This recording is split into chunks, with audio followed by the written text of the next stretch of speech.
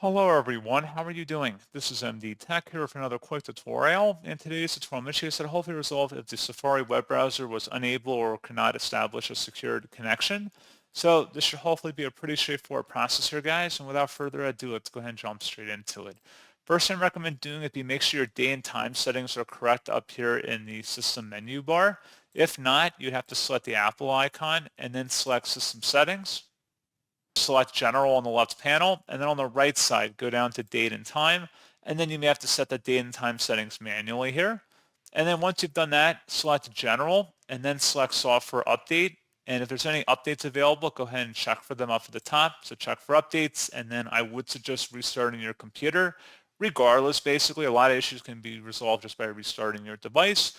See if you're having this issue with other websites as well, because if the other website's working fine, there's a chance that the service or the website is just out of date or maybe it's down. So that's certainly a possibility worth exploring.